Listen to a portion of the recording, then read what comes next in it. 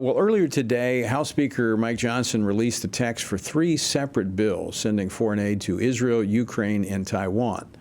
Now, the House is expected to vote on this legislation by Saturday, along with a fourth bill that includes a possible ban on social media platform TikTok, provision to help to pay for our foreign aid with seized Russian assets, and some border security issues. Now, this takes place even as at least two members of the Republican conference in the House say they support a motion to vacate Speaker Johnson, a move that would paralyze Congress and create additional chaos as the world appears to be teetering toward a global conflict.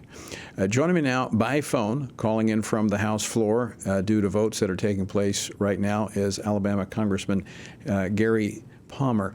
Congressman Palmer, welcome back to Washington Watch. Thanks for stepping off the floor to talk with us. Glad to do it, Tony. So give us the kind of what we're looking at, the separation of these funding, foreign funding for Ukraine, Israel, Taiwan. It was in one bill coming over from the Senate. It's now been divided up. Give us the latest. Well, I just finished reading all three bills, and I've got a lot of questions. I just handed it off to my legislative director and told him be prepared because I've written a lot of notes and a lot of questions in the text of the bills. And so I'm reserving final judgment until I get answers. Now, what will the process be moving forward with these four bills? Well, I think these are going to be ruled bills, and unless they've changed their mind again, Tony, and this is every time I turn around, they've changed their mind again. But they're supposed to be ruled bills, which will make them subject to a vote on the floor to approve the rule. And I have some concerns as to whether or not that rule will pass. But again, I think there are a lot of questions that need to be asked and answered before we try to move forward with them.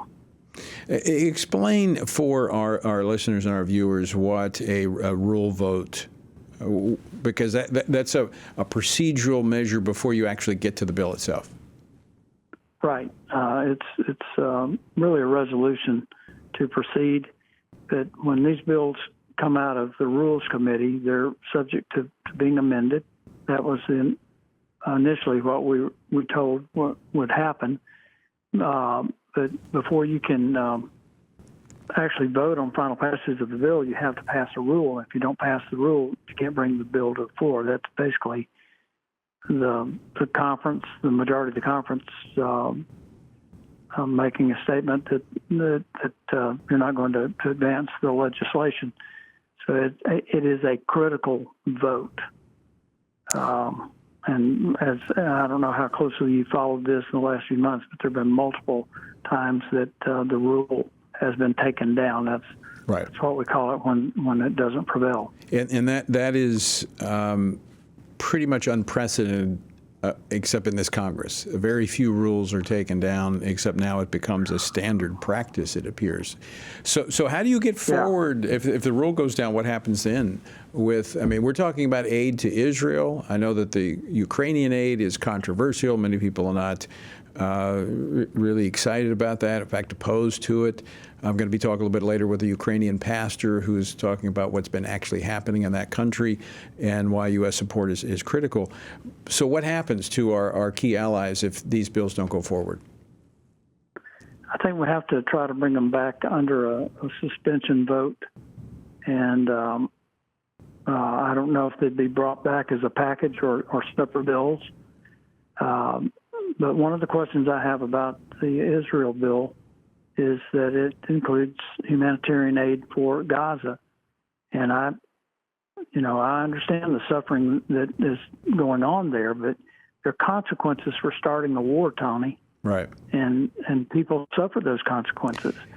And I have concerns that the whatever humanitarian aid that we provide, it would be abused. Yeah. And possibly result in providing Hamas with more ability to fight Israel. And I just, like I say, I'll keep repeating this, there are a lot of questions. Mm-hmm. We just got a couple minutes left, and I know, as I said, votes are taking place. The issue of the motion to vacate coming back up this week with Congressman Thomas Massie of Kentucky talking about joining with Marjorie Taylor Greene. Is the House really ready to move back into a period of total chaos like we saw when Speaker McCarthy was ousted?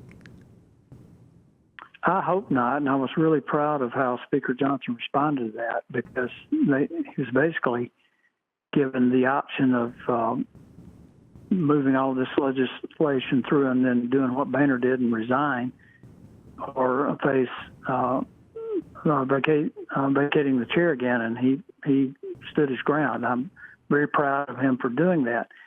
But this is self-defeating. It's so destructive of what's in the best interest of the country. And honestly, I felt like taking McCarthy down, we had momentum. Right. Was a bad idea. I agree. So we've got 7 months left, Tony, between now and the election for us to find a way to come together, not only in the House of Representatives, but as a conservative movement. We have got to stop fighting each other.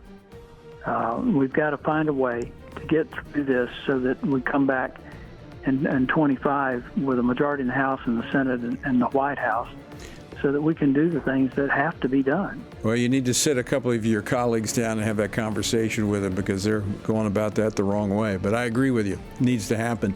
Congressman Gary Palmer, got to run, but thanks so much for taking time to join us today. Thanks, Tony.